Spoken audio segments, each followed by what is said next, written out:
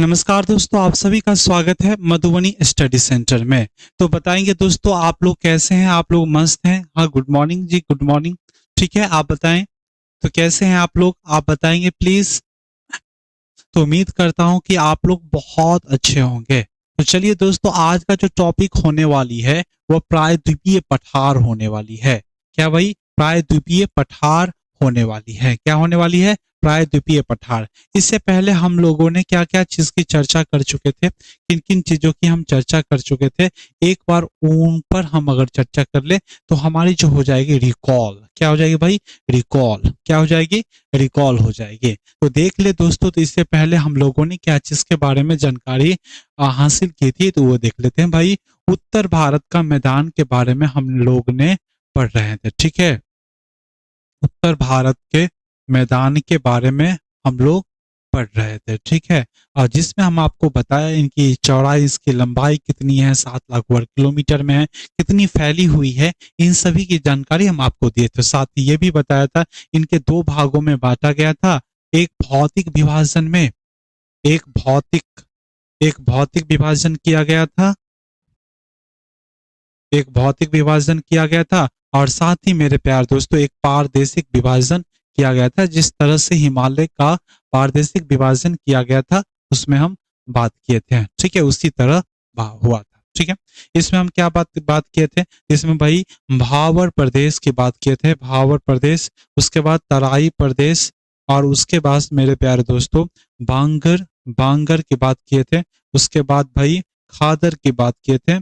अब देखिए दोस्तों, और उसके बाद हम डेल्टा की बात किए थे।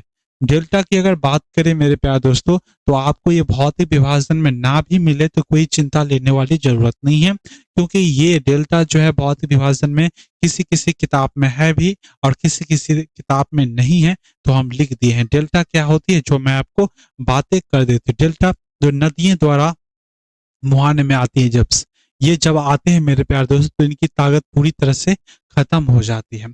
और ये खत्म हो जाती है मैदानों भाग में आती है तब। ठीक है, तो ये अपने अवसादों को कई भागों में बढ़ जाती है और इस क्षेत्र में अवसादों को जमाव करती है। ठीक है, और यही जमाव के कार्य, यही अवसाद वाले जो जमाव वाला जो भाग है, जिसे हम डेल्टा कहते हैं। ये बातें, इतनी बातें ने हम लोग कर चुके थे। तो आज बताएंगे दोस्तों प्रायद्वीपीय पठार। इससे पहले लाइक करें दोस्तों, ताकि हमारा भी क्या रहे, हमारा भी शक्ति और ऊर्जामान रहे। ठीक है, चलिए आगे बात कर लेते हैं दोस्तों। ठीक है, चलिए। तो हम आज बात करेंगे प्रायद्वीपीय पठार के बारे में, पठार के बारे में हम बात करेंगे। तो सबसे पहले ये बताएंगे कि प्रायद्वीपीय पठार उपस्थित कहाँ है भारत में? तो दक्षिण भारत में उपस्थित है। प्रायद्वीपीय पठार किसे कहते हैं, तो ये भी समझाने की कोशिश करेंगे। और साथ ही मेरे प्यारे दोस्तों, प्रायद्वीपीय पठार या भारत के पठार बोले या तो प्रायद्वीपीय पठार बोले, चाकू सेब पे गिरे या सेब पर चाकू गिरे, बात तो बराबर ही है। उसी तरह भारत का पठार या इसे हम प्रायद्वीपीय पठार के हैं। ठीक है, अब देख लेते हैं दोस्तों, इसकी अगर हम बात करें तो देखिए दोस्तों प्रायद्वीपीय पठार पेनिसुला, ये देखें हम बात करते हैं। यह प्राचीन गोंडवाना लैंड का भाग है। कहाँ का भाग है भाई? प्राचीन गोंडवाना लैंड का भाग है ये। ठीक है, उसके बाद अगर बात करें इसकी आकार की, तो आकार इसकी त्रिभुजाकार है। उत्तर से दक्षिण दिशा में इसकी लंबाई जो है 1600 किलोमीटर है। उत्तर से दक्षिण की बात करें, उत्तर से दक्षिण की अगर बात करें, इसकी लंबाई कितनी है? हम, हाँ भाई, हम लिख कर भी, नोट करके भी आपको हम देंगे, आप टेंशन नहीं लेना। साथ ही हम पीडीएफ आपको उपलब्ध करवा देंगे। ठीक है, पूरब से पश्चिम दिशा की इसकी चौड़ाई जो है भाई 1400 किलोमीटर है। ये भाई 1400 किलोमीटर है। क्षेत्रफल कितनी है? 16 लाख वर्ग किलोमीटर है। कितने क्षेत्रफल है भाई? 16 लाख वर्ग किलोमीटर है। तो देखिए दोस्तों, फिर से मैं आपको बता दूं, देखिए दोस्तों, ये प्रायद्वीपीय भाग है। ठीक है, तो सबसे पहले हम समझने का प्रयास करेंगे प्रायद्वीपीय किसे कहते हैं। ठीक है, तब उसके बाद हम प्रायद्वीपीय प्रायद्वीपीय पठार किसे कहते हैं ये जान ले तो अच्छा रहेगा, बहुत ही अच्छा रहेगा। तो देखिए, इस शब्द में मेरे प्यारे दोस्तों दो शब्द आता है, प्रायद्वीपीय और पठार। तो सबसे पहले हम इसमें प्रायद्वीपीय जान लेते हैं कि प्रायद्वीपीय क्या होता है। ठीक है, ये देखिए हमारा प्यारा सा भारत बनेगा। ये देखिए, ये हमारा प्यारा सा भारत है। ठीक है, ये वाला भाग। अब देखिए दोस्तों, सबसे पहले ये जानने की कोशिश करेंगे कि द्वीप क्या होता है भाई। तो द्वीप क्या होता है, जिसे हम द्वीप किसे कहते हैं, आप बताएंगे जरा कि द्वीप किसे कहते हैं। वैसा स्थलीय क्षेत्र जो चारों तरफ से जल से घिरा हो उसे हम क्या कहते हैं भाई, द्वीप कहते हैं। क्या कहते हैं भाई, द्वीप कहते हैं, द्वीप कहते हैं। ऐसा जलीय सॉरी ऐसा स्थलीय क्षेत्र जो चारों तरफ से जल से घिरा हो। जैसे ये वाला जो भाग है मेरे प्यारे दोस्तों, ये वाला जो भाग है क्या है, ये क्या है, ये लैंड है, कोई स्थल है, क्या है, स्थल है, ठीक है। और इसके चारों तरफ मेरे प्यारे दोस्तों जल ही जल है, जल ही जल है, जल ही जल है, तो हम इसे क्या बोलेंगे भाई, द्वीप बोलेंगे। प्रायद्वीप किसे कहेंगे, तो दोस्तों ऐसा क्षेत्र जिसका तीनों ओर से ऐसा स्थलीय क्षेत्र, ऐसा स्थलीय क्षेत्र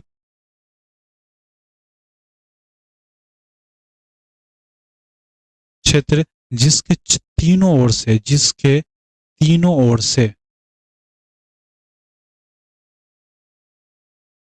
तीनों ओर से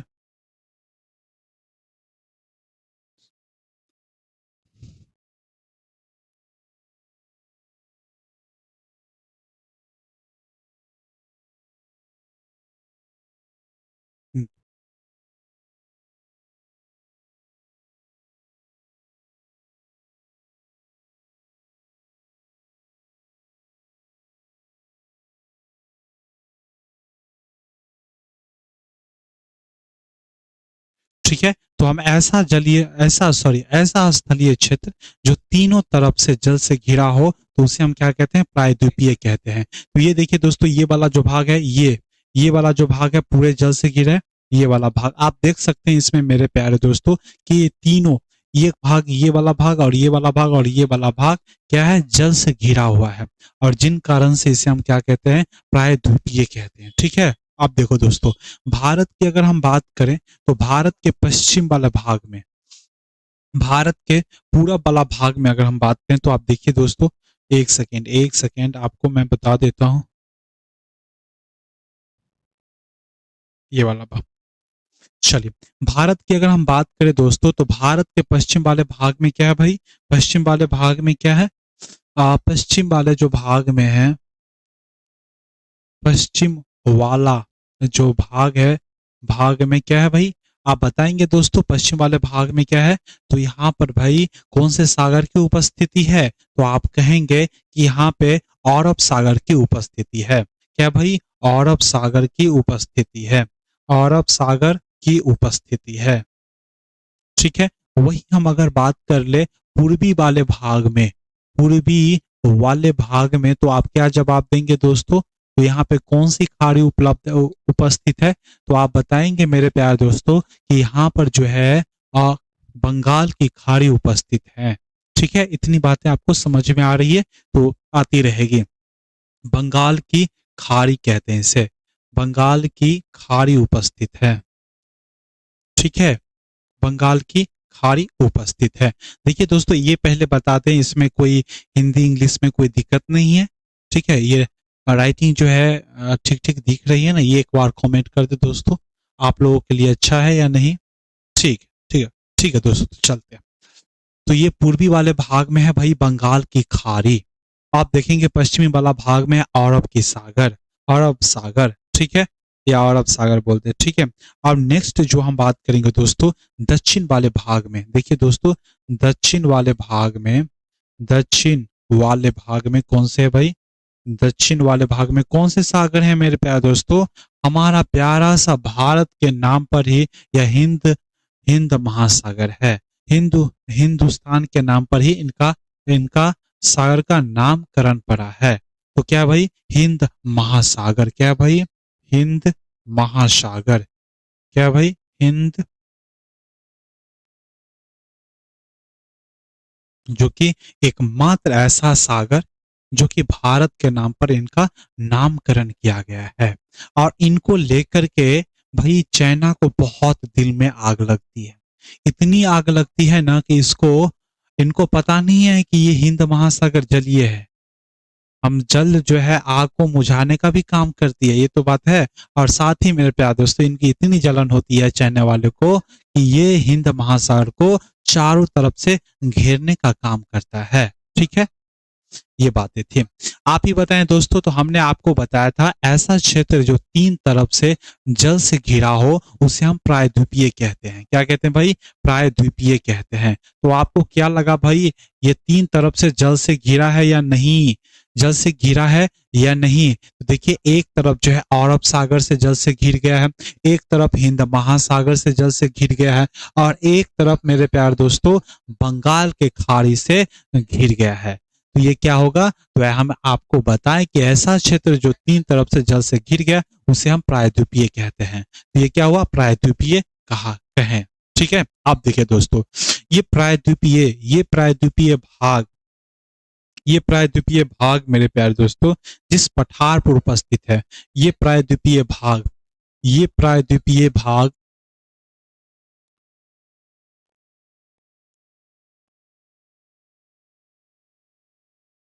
जिस पठार पर उपस्थित है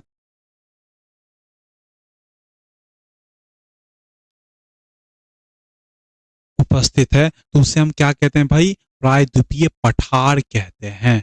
प्रायद्वीपीय पठार कहते हैं। क्या कहते हैं भाई? प्रायद्वीपीय पठार कहते हैं। अब देखिए दोस्तों, ये प्रायद्वीपीय वाला जो पठार है, सॉरी, प्रायद्वीपीय जो भाग है जिस पठार पर उपस्थित है उसे हम प्रायद्वीपीय पठार कहते हैं। आ गई? प्रायद्वीपीय पठार हमने समझ लिया कि क्या क्या होता है प्रायद्वीपीय पठार। ठीक है, इतनी बातें आपको समझ में आ गई होगी। अगर नहीं समझ में आया तो मैं आपको फिर से बताने वाला नहीं हूँ। ठीक है, अरे बता दूंगा, पूछो तो पहले सही। कितनी सिंपल सी बातें हैं, इतनी आपको समझ में आ गई होगी। ठीक है, चलिए आगे हम इसकी बात करें तो देखिए दोस्तों, आगे हम बात करेंगे तो आगे देख ले दोस्तों क्या है। आगे जो है मेरे प्यारे दोस्तों प्रायद्वीपीय पठार की, तो आपने देखा कि ये प्रायद्वीपीय पठार है। देखिए फिर से मैं मैप बनाने जा रहा हूँ। ये भारत की मैप है। ठीक है, ये पूरे बना देता हूँ। अच्छा, ये क्या है? भारत है। ठीक है, अब प्रायद्वीपीय पठार वाला जो भाग है, ये वाला जो भाग है मेरे प्यारे दोस्तों, ये वाला जो भाग है, इनको साइड ही कर देता हूँ, दूसरा कलर लेता हूँ ताकि आप लोगों को बेहतर लगे। ठीक है, ठीक है, ये वाला जो भाग है आप देखेंगे, ये वाला जो भाग है, ठीक है, ये प्रायद्वीपीय पठार है ना भाई।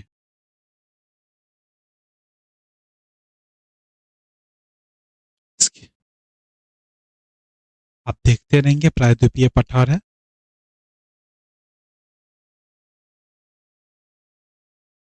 ठीक है, ठीक है, ये वाला जो भाग,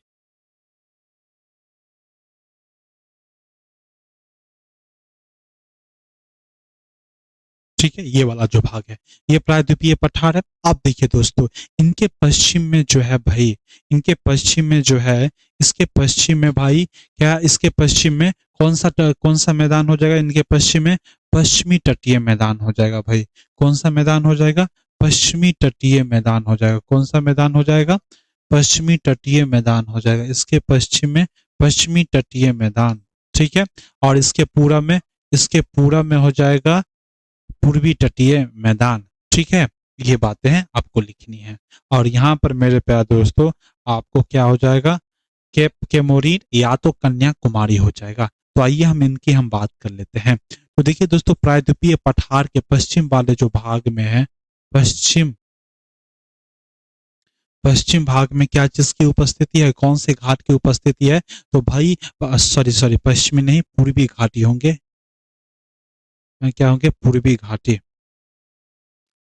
अरे भाई साहब, पूर्वी घाटी होंगे। ठीक है, ये पूर्वी घाटी है। ठीक है, पूर्वी घाट, पूर्वी भाग में कौन सा होगा भाई? तो पूर्वी घाटी की उपस्थित है। क्या भाई? पूर्वी घाटी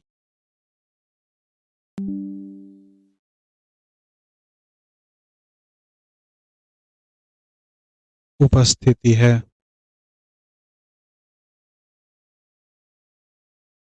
उपस्थिति है कहाँ भाई? पूर्वी घाटी की उपस्थित है। तो वहीं अगर हम पश्चिम वाले भाग की अगर बात करें तो ये वाला जो भाग है, पश्चिम वाला जो भाग है, कौन सा है भाई? पश्चिमी घाटी की उपस्थिति है। ठीक है, पश्चिमी भाग में कौन सा भाई? पश्चिमी घाटी की उपस्थिति है।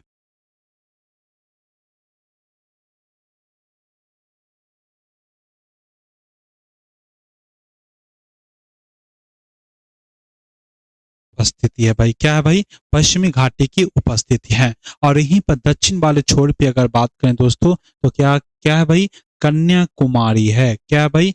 कन्याकुमारी है। तो आपको बता दें, और यहाँ पर आप देख सकते हैं मेरे प्यारे दोस्तों, यहाँ पर क्या है? यहाँ पर है उत्तर भारत का विशाल मैदान, विशाल मैदान।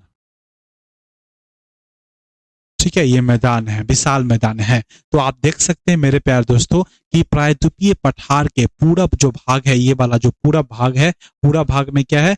ये पूर्वी घाटी की उपस्थिति है। ठीक है, और यही पश्चिमी भाग की बात करें तो पश्चिमी घाटी की उपस्थित है, और इसे कन्या, और दक्षिण वाले भाग में क्या भाई? कन्याकुमारी है। देखिए दोस्तों, इसकी अगर बात करें तो इसे हम क्या कहते हैं भाई? ये देख लें। ठीक है,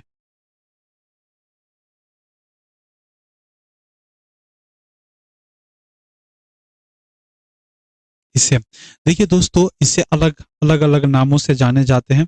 क्या भाई? अलग अलग नामों से जाने जाते हैं इसे। अरे भाई, जो चेंज क्यों नहीं हो रहा है?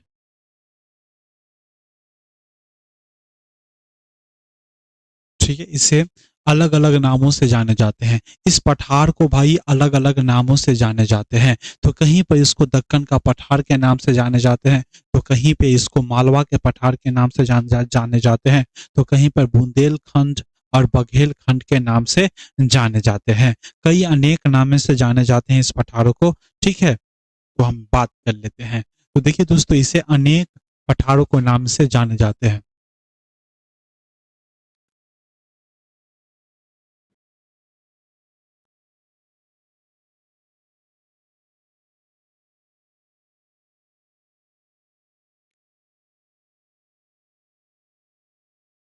जाते हैं कौन कौन से? कहीं पर तो इसे, कहीं पर भाई दोस्तों, इसे मालवा, मालवा का पठार,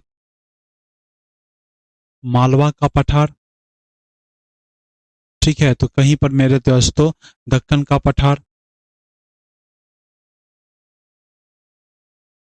ठीक है, और कहीं पर इसे बुंदेलखंड का पठार,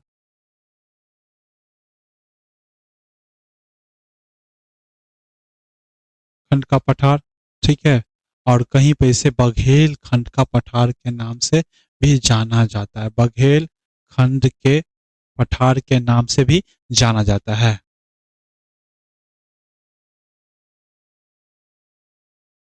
नाम से भाई जाना जाता है, अनेक नाम से जाना जाता है। इतनी बातें आपको जाना जाता है। तो कहीं पर इसको बुंदेलखंड का पठार, दक्कन का पठार, मेघालय का पठार इत्यादि इत्यादि के नाम से जाना जाता है। इसकी अगर हम बात करें दोस्तों, इनकी आकृति की अगर बात करें तो आप देख सकते हैं आकृति किस प्रकार है भाई? तो आकृति जो है त्रिभुजाकार है।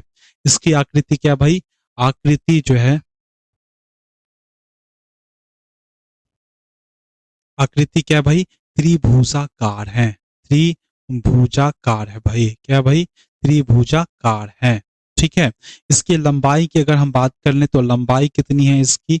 इसकी जो लंबाई है मेरे प्यारे दोस्तों, वह लंबाई कितनी है? तो 1600 किलोमीटर है। ठीक है, इसकी हम चौड़ाई की अगर बात कर लें, चौड़ाई की, चौड़ाई कितनी है? तो भाई 1400 किलोमीटर में ये विस्तृत है। पूरे क्षेत्रफल की अगर बात कर ले दोस्तों, क्षेत्रफल की,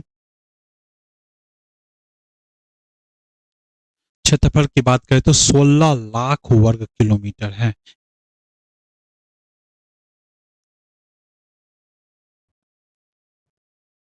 16 लाख,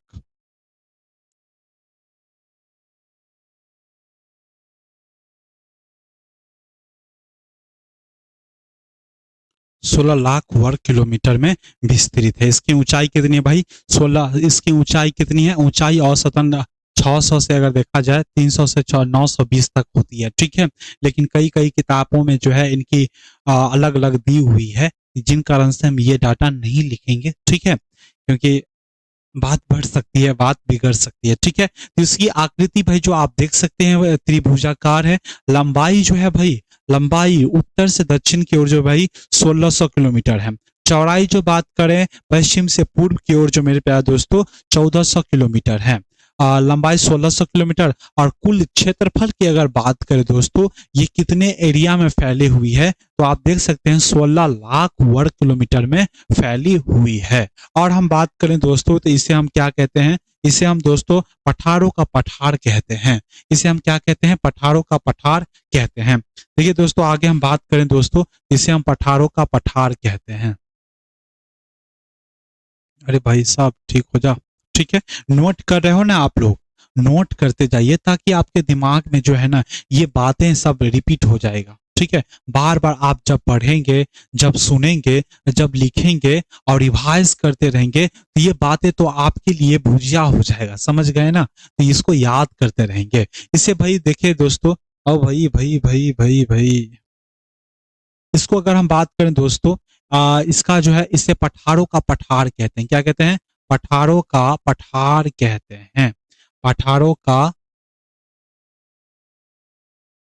पठार कहते हैं मेरे प्यारे दोस्तों। ऐसा क्यों कहते हैं भाई, पठारों का पठार क्यों कहते हैं, क्योंकि इस वाले भाग पर यानी कि प्रायद्वीपीय पठार पर भाई अनेकों पठार की उपस्थिति है। पठारों की समूह है, अनेकों पठारों की समूह उपस्थित है। और जिन कारण से इसे हम क्या कहते हैं भाई, पठारों का पठार कहते हैं। क्या कहते हैं भाई, पठारों का पठार कहते हैं। जैसे आपको बताया दक्कन की पठारें उपस्थित है, मालवा की पठारें उपस्थित है, बुंदेलखंड का पठार उपस्थित है, छोटा नागपुर का पठार उपस्थित है, आदि आदि पठारों का उपस्थित है। और इस कारण से इसे हम भाई दक्कन ट्रैप के नाम से भी जानते हैं। इसे इसे दक्कन ट्रैप के नाम से भी जानते हैं।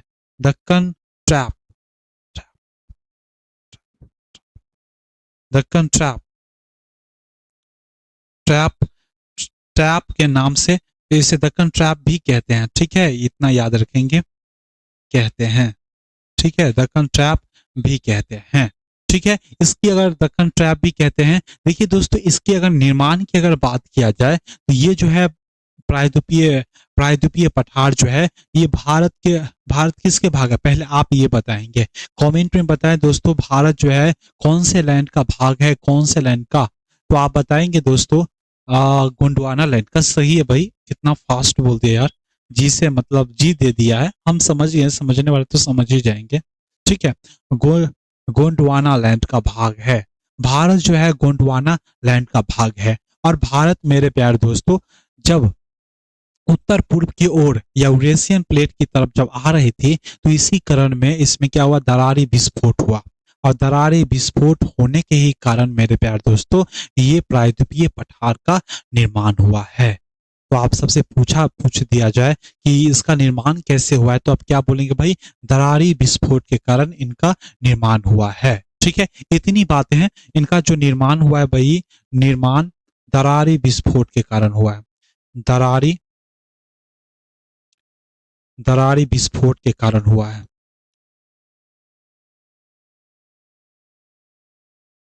दरारी विस्फोट के कारण हुआ है। इतनी बातें आप जान लेंगे दोस्तों। क्या क्या हमने बताया दोस्तों, इतनी बातें आप लोग जान लेंगे। तो देखिए दोस्तों हमने क्या बताया इसके बारे में। सबसे पहले हमने बताया दोस्तों, मैं एक बार पुनः दोहरा देता हूं। अरे भाई काम नहीं करे। हमने बोला प्रायद्वीपीय पठार, प्रायद्वीपीय को अलग भाग में पढ़ा, पठार को अलग भाग में पढ़ा। और उसके बाद हम पश्चिम पूरब में हम देख लिए इसके क्या है। उसके बाद हमने देखा भाई, उसके बाद में इनके पठारों के नाम से जाने जाते हैं, अनेकों पठार के नाम से जाने जाते हैं। जैसे मालवा का पठार, दक्कन का पठार। इसकी आकृति त्रिभुजाकार है दोस्तों। उसके लंबाई 1600 किलोमीटर, चौड़ाई 14 और क्षेत्रफल 16 लाख वर्ग किलोमीटर। पठारों के पठार के नाम से जाने जाते हैं और दक्कन ट्रैप के नाम से भी जाने जाते हैं। निर्माण दरारी विस्फोट के कारण से हुआ। एक चीज और आपको बता दूं मेरे प्यारे दोस्तों, ये वाला जो भाग है काफी मजबूत है दोस्तों। क्या भाई, बहुत मजबूत है ये, बहुत मजबूत भाग है। क्या भाई, मजबूत भाग है। तो आप जिस कारण से देखेंगे कि आप दक्षिण भारत में जैसे महाराष्ट्र, कर्नाटका, यहाँ खनन करना जो क्या है काफी मुश्किल है, कठिन है। वहीं छोटा झारखंड वाले क्षेत्र में देखेंगे तो यहाँ जो है चट्टानें कमजोर है, थोड़ी इसके तुलना में कमजोर है, और जिन कारण से आप देखेंगे छोटा नागपुर में क्या किया जाता है, खनन आसानी होता है। और साथ ही बात करेंगे दोस्तों तो भूकंप भी दक्षिण भारत में ना के बराबर या ना ही आती है, क्योंकि इसकी चट्टानें इतनी मजबूत है, भूकंप भी दम तोड़ देता है। ठीक है, ये बातें आप याद रखेंगे, सामान्य सी बातें थी। ठीक है, तो इसमें कोई दिक्कत है तो आप पूछ सकते हैं। ठीक है, अन्यथा हम आगे और के बढ़ते हैं। अब देखिए दोस्तों, प्रायद्वीपीय पठार को दो भागों में विभाजन किया गया है। एक तो मध्य मध्यवर्ती उच्च भाग और एक एक दक्कन के पठार के अंतर्गत। एक भाई मध्यवर्ती उच्च भूमि के अंतर्गत कौन से पठार आते हैं, कौन से पर्वत आते हैं, उनको हम जानने के प्रयास करेंगे। और दक्कन पठार के अंतर्गत कौन से आते हैं उनकी हम चर्चा करेंगे। तो आप देख लेंगे मेरे प्यार दोस्तों, इसी में मैं लिख देता हूं, इसको छोटा कर देता हूं। ठीक है, इनको छोटा कर देता हूं और यहीं पे मैं आपको बता देता हूं कि कौन कौन सा भाग है यहाँ तक। ठीक है, ठीक है, चलिए ठीक है। वो बहुत छोटा हो गया भाई। ठीक है, कोई दिक्कत नहीं ना है। चलिए दोस्तों, इसको हम दो भागों में बांट के पढ़ते हैं। कितने भागों में भाई, दो भागों में बांट के पढ़ते हैं। इसे कितने भागों में, दो प्रायद्वीपीय भाग को प्रायद्वीपीय प्रायद्वीपीय भाग को दो भागों में हम बांट के पढ़ते हैं।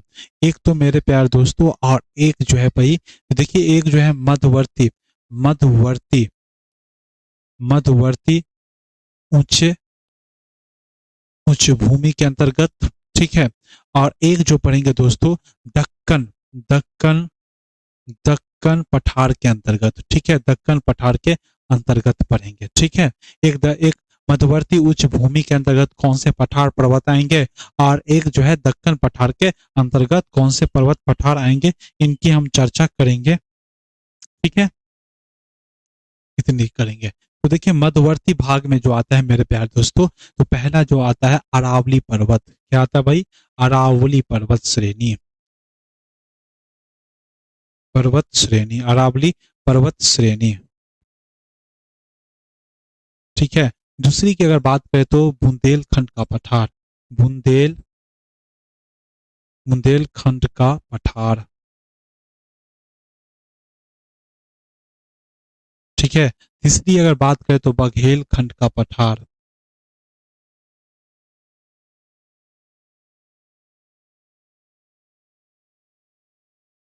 ठीक है, तीसरी अगर बात करें तो विंध्याचल पर्वत श्रेणी।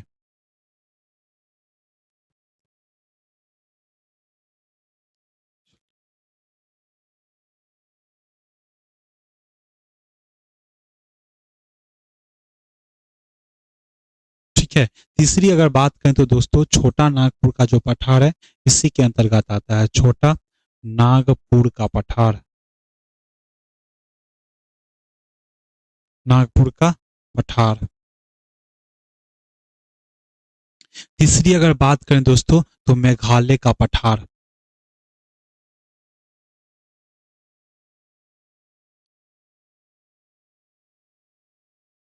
मेघालय का पठार, जिसे हम शिलोंग के पठार के नाम से भी जाने जाते हैं, क्योंकि इसकी राजधानी भाई शिलोंग है, और जिन कारण से मेघालय पठार को हम शिलोंग के पठार के नाम से भी जाने जाते हैं। अब दक्कन के पठार के अंतर्गत कौन कौन आता है, तो इनकी अगर चर्चा कर ले तो सबसे पहले आता है भाई सतपुरा श्रेणी। क्या भाई, सतपुरा श्रेणी। ये सही है, सतपुरा श्रेणी। ठीक है, सतपुरा श्रेणी। उसके बाद अगर हम बात करें तो यहाँ पर जो है तेलंगाना का पठार आता है, तेलंगाना का पठार। ठीक है, उसके बाद अगर हम पश्चिमी घाट इसी के अंतर्गत आता है भाई, पश्चिमी घाट और पूर्वी घाट। ठीक है, पश्चिमी घाट और पूर्वी घाट।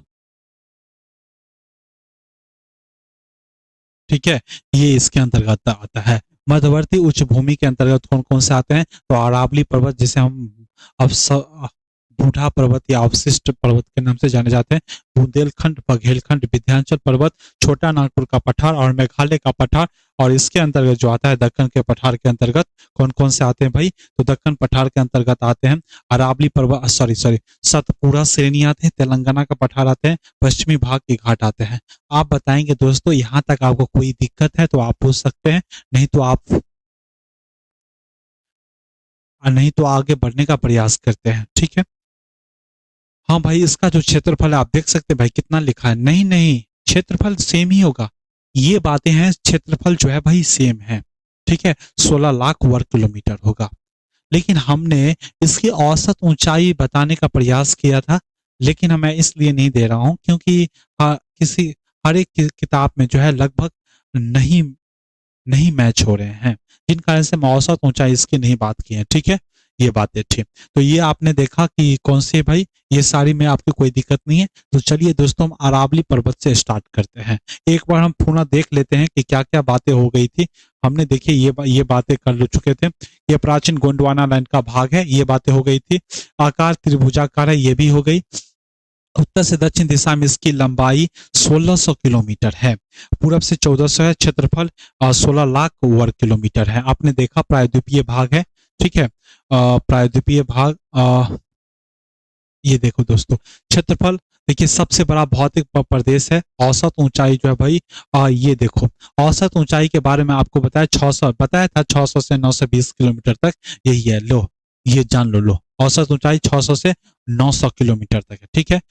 प्रायद्वीपीय पठार का पश्चिम में पश्चिमी घाट तथा पूर्व में पूर्वी घाट है, और इसका दक्षिणी छोर जो है भाई कन्याकुमारी है। ये देख सकते हैं प्रायद्वीपीय पठार है, जो आप देख सकते हैं किस तरह से है। औसत ऊंचाई याद रखें 600 से 900 मीटर है, ठीक है। आपको बताना नहीं चाह रहा था, लेकिन फिर भी मैंने आपको बता दिया। उसके बाद अगर बात करें प्रायद्वीपीय पठार को, पठारों का पठार कहा जाता है, ठीक है। इसे दो भागों में बांटकर देखते हैं। मध्यवर्ती उच्च भूमि जिसे मिडिल हाईलैंड कहते हैं, और अरावली पर्वत श्रेणियां जिसको अरावली सीरीज कहते हैं, जिसमें मालवा का पठार आता है भाई। मध्यवर्ती उच्च भूमि में क्या बताए, अरावली पर्वत श्रेणियां, मालवा का पठार, और दोस्तों बुंदेलखंड का पठार, विंध्याचल विंध्याचल बघेलखंड का पठार, छोटा नागपुर का पठार, और मेघालय का पठार। वहीं पे मैंने बात किया दोस्तों, दक्कन में कौन कौन से आते हैं, महाराष्ट्र का पठार, महानदी बेसिन, तेलंगाना का पठार, सतपुड़ा श्रेणी, पश्चिमी घाट या पूर्वी घाट, इत्यादि इत्यादि बातें आती है। इसी में हम पढ़ेंगे, ठीक है। तो चलिए दोस्तों, सबसे पहले हम बात करते हैं।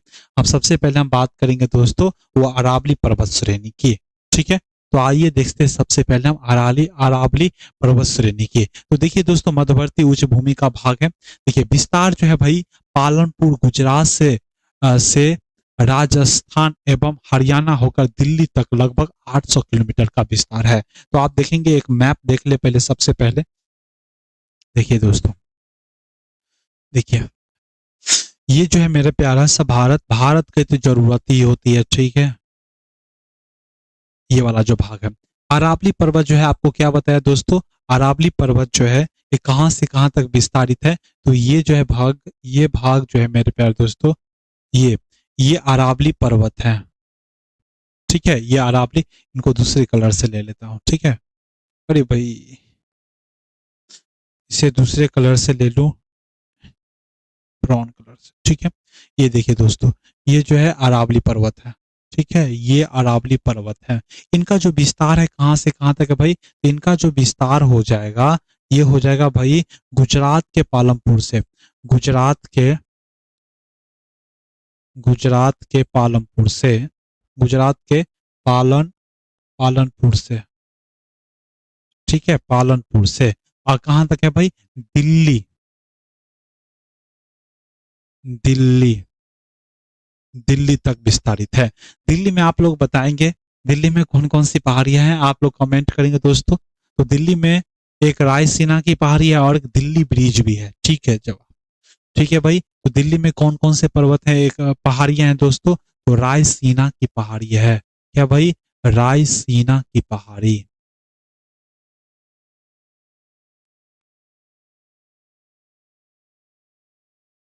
पहाड़ी। और एक है भाई दिल्ली ब्रिज, क्या भाई, दिल्ली ब्रिज, ठीक है, दिल्ली ब्रिज है, ठीक है, इतनी बातें आप याद रखेंगे। अब देखिए इसका जो विस्तार है गुजरात के पालनपुर से लेकर दिल्ली तक है, और ये जो लंबाई है मेरे प्यारे दोस्तों 800 किलोमीटर की है। क्या है? 800 किलोमीटर की है। दूसरी बात अगर बात किया जाए तो दूसरी बात आप देख सकते हैं, जो कहा है हरियाणा होकर दिल्ली तक विस्तारित लगभग 8 किलोमीटर है। दिल्ली के पास दिल्ली एक रायसीना की पहाड़ियां हैं कहा जाता है। यह भारत की प्राचीनतम पर्वत श्रृंखला है। अरावली पर्वत जो है ये भारत का सबसे पुराना पर्वत है, सबसे प्राचीन पर्वत है। आगे हम बात करें दोस्तों, इनकी सर्वोच्च चोटी जो है क्या है भाई? गुरु शिखर है। क्या है भाई? गुरु शिखर, जो कि कहाँ पर है भाई? माउंट अबू पर स्थित है। 1700 इनकी जो है माउंट अबू की ऊंचाई कितनी है भाई? 1722 मीटर है, जो कि राजस्थान के माउंट अबू पर स्थित है।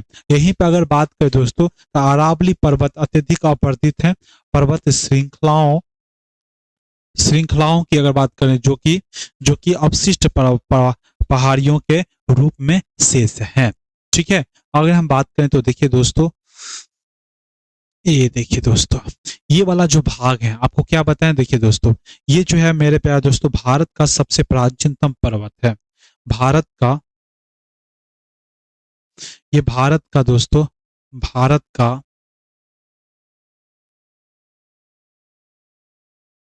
सबसे प्राचीनतम पर्वत है। प्राचीन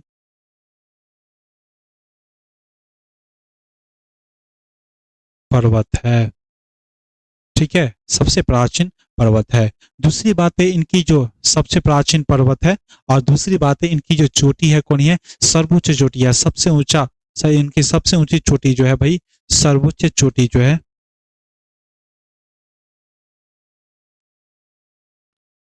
चोटी जो है भाई गुरु शिखर है। क्या भाई? गुरु शिखर है, ठीक है, गुरु शिखर है, ठीक है। और ये गुरु शिखर कहाँ पर उपस्थित है भाई? तो गुरु शिखर जो है मेरे प्यारे दोस्तों राजस्थान के राजस्थान के राजस्थान के माउंट अबू पर स्थित है। क्या भाई? माउंट माउंट अबू पर स्थित है, अबू पर स्थित है।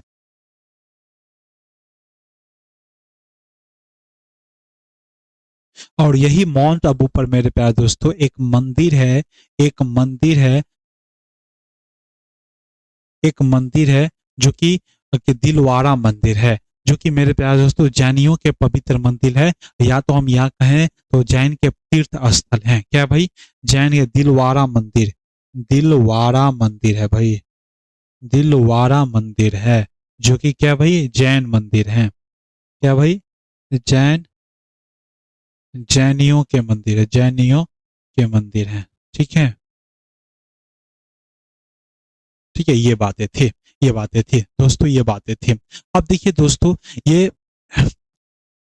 इसे अवशिष्ट पर्वत के नाम से भी जाने जाते हैं, क्योंकि देखिए दोस्तों भारत का सबसे प्राचीनतम पर्वत है, ठीक है, और प्राचीनतम होने के फलस्वरूप मेरे प्यारे दोस्तों इनकी ऊंचाई कम होते गई है। ठीक है, क्यों? तो देखिए सबसे ये पुराना पर्वत है, तो यहाँ पे प्राकृतिक घटकों के द्वारा, मानव गतियों विधियों के द्वारा इनका अपर्दन होगा। ठीक है, और अपर्दन धीरे धीरे अपर्दन होगा, तो धीरे धीरे इनका जो है साइज, मतलब जो साइज जो है, ठीक है, इनकी साइज जो हो गया क्या होगा भाई? धीरे धीरे कम होता जाएगा। क्या होता जाएगा भाई? धीरे धीरे कम होता जाएगा। जैसे यहाँ पर क्या लोग रहने के लिए, फैक्ट्री बनवाने के लिए, कारखाने बनाने के लिए, और प्राकृतिक घटकों की बात किया जाए तो वर्षा, ठीक है, वर्षा के लिए भाई, तापमान के लिए, हवाओं के द्वारा, इन सभी के द्वारा इनका आवर्तन हुआ है। और आवर्तन के कारण मेरे प्यारे दोस्तों इनका क्या हुआ है? इनका हुआ है आकार में छोटा, और इसे अवशिष्ट पर्वत के नाम से भी जाने जाते हैं। ये भारत का सबसे प्राचीन पर्वत है, तो इसे हम बूढ़ा पर्वत के नाम से भी जाने जाते हैं। क्या भाई? बूढ़ा पर्वत के नाम से भी जाने जाने जाते हैं, ठीक है। इसे हम अवशिष्ट, अरे भाई, इसे हम अवशिष्ट पर्वत के नाम से जाने जाते हैं। अवशिष्ट पर्वत, अवशिष्ट पर्वत के नाम से जाने जाते हैं, नाम से जाने जाते हैं।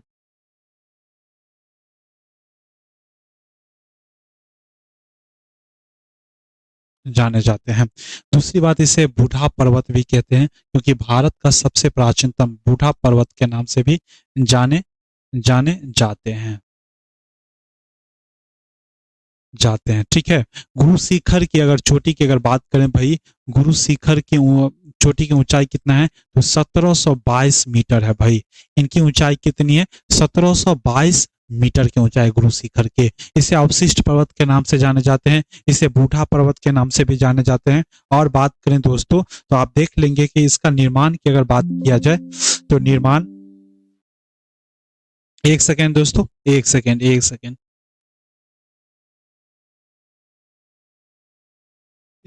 दोस्त।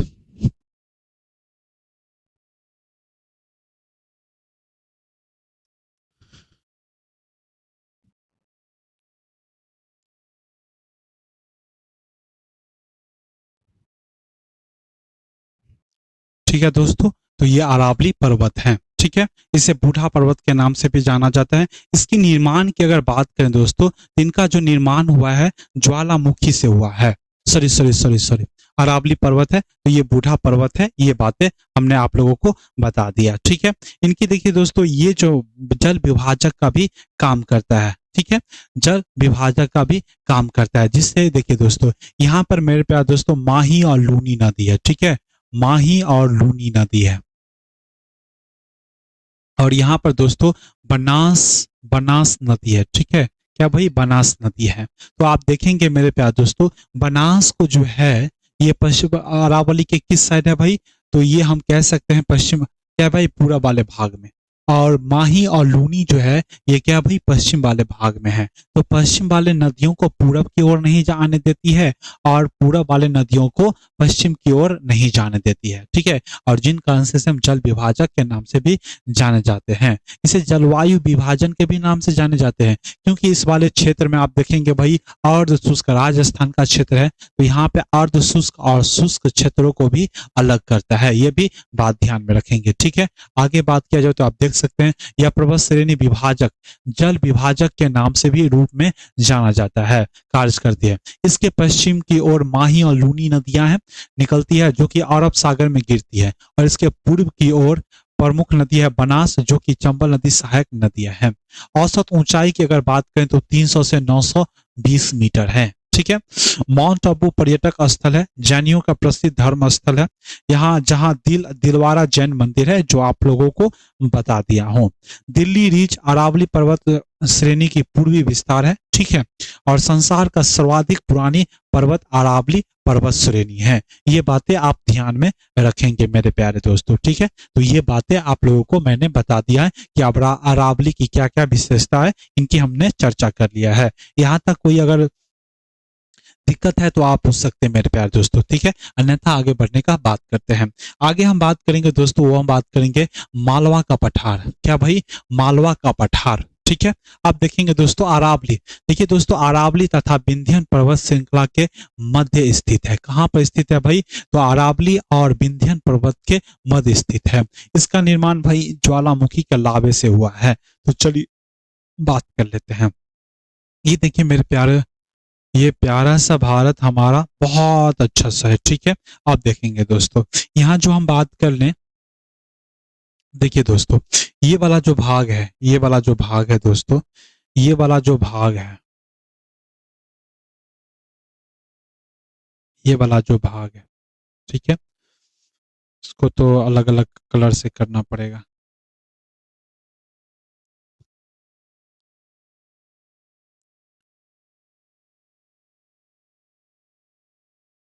ओ भाई,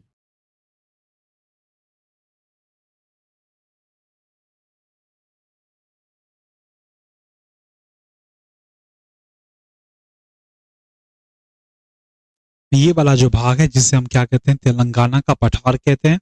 ठीक है। और ये वाला जो भाग है मेरे प्यारे दोस्तों, ये वाला जो भाग है जिसे हम क्या बोलेंगे, इसे हम क्या बोलेंगे, कर्नाटक का पठार। ठीक है। और ये वाला जो भाग है ये दक्कन का पठार कहेंगे। इसे हम क्या बोलेंगे भाई? दक्कन का पठार कहेंगे। ठीक है। इसे हम क्या बोलेंगे भाई? दक्कन का पठार बोलेंगे। ठीक है। और यहाँ पे आ जाओ। यहाँ पर मेरे प्यारे दोस्तों एक जो भाग है ये वाला जो छोटा नागपुर का पठार हो जाएगा, छोटा नागपुर का पठार हो जाएगा। और इसी से सटे हुए मेरे प्यारे दोस्तों ये जो हो जाएगा, ये जो भाग हो जाएगा ये हो जाएगा मालवा का पठार। और यहाँ बात करें दोस्तों, ये वाला जो भाग हो जाएगा, ये वाला जो भाग हो जाएगा जिसे हम क्या बोलेंगे, जिसे हम बोलेंगे बुंदेलखंड का पठार, सॉरी बघेलखंड का पठार। और ये वाला जो भाग है, ये वाला जो भाग है, ये वाला जो भाग है जिसे हम बुंदेलखंड का पठार बोलेंगे। और यहीं पर एक और विस्तार है मेरे प्यारे दोस्तों जो आप लोग देखेंगे। देखिए दोस्तों, पूरा भारत बना ही देता हूं।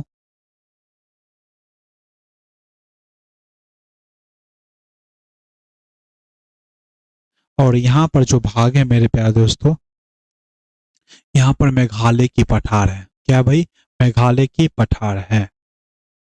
ठीक है, तो आप देख सकते हैं मेरे प्यारे दोस्तों यहाँ पर कौन सा पठार है। तो ये मेघालय की पठार है भाई। क्या है? मेघा सॉरी मेघालय का नहीं, मालवा का पठार है। क्या भाई? मालवा का पठार है। ठीक है, मालवा का पठार है। तो आप देखेंगे दोस्तों मालवा के पठार में, और यहीं पर मेरे प्यारे दोस्तों क्या है, अरावली पर्वत श्रेणियां हैं। क्या भाई? अरावली पर्वत श्रेणियां हैं, आपको बताया था अरावली पर्वत श्रेणियां। और यहीं पर विंध्याचल पर्वत श्रेणियां हैं। क्या भाई? विंध्याचल पर्वत श्रेणियां हैं। तो आप देख सकते हैं, तो ये अरावली और विंध्याचल पर्वत श्रेणी के मध्य स्थित है। कौन सा भाई? मालवा का पठार है। आगे हम बात करें तो आगे देखिए दोस्तों, एक सेकेंड दोस्तों, ये देखिए दोस्तों, अरे भाई साहब, तो ये क्या है भाई? ये अरावली तथा विंध्याचल पर्वत श्रृंखला के स्थित है।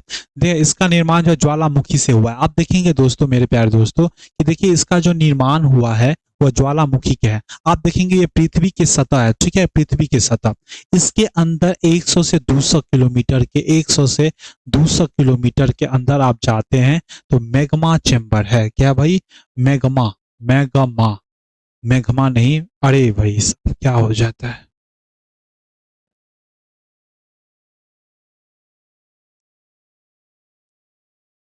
मैग्मा चेंबर है, जिसे हम क्या बोलते हैं भाई? मैग्मा चेंबर बोलते हैं। और यही मैग्मा चेंबर संवहन धारा के कारण मेरे प्यारे दोस्तों ये क्या होता है, इनको ठोकर मारते रहता है भाई, ठोकर मारते रहता है। और यही अधिक एक समय ऐसा आता है, अधिक ठोकरों के बावजूद एक समय ऐसा आता है कि धरती की सतह को तोड़कर भाई निकल जाता है। धरती की सतह को क्या भाई? तोड़ के निकल जाता है। क्या भाई? तोड़ के निकल जाता है। ठीक है, तोड़ के निकल जाता है। तो अंदर जब रहता है तो इसे हम मैग्मा बोलते हैं। जब ये जैसे ही बाहर आता है, जैसे ही बाहर आता है मेरे प्यारे दोस्तों, तो इसे हम लावा कहते हैं। और लावा किसे कहते हैं भाई? जो ठंडा वाला जो भाग है उसे हम लावा कहते हैं। और ये क्या भाई? गर्म अवस्था में रहते हैं। अब देखिए दोस्तों, तो इसका निर्माण हुआ है ज्वालामुखी से। और ज्वालामुखी में कौन से चट्टाने रहते हैं भाई? ज्वालामुखी में कौन से चट्टाने रहते हैं?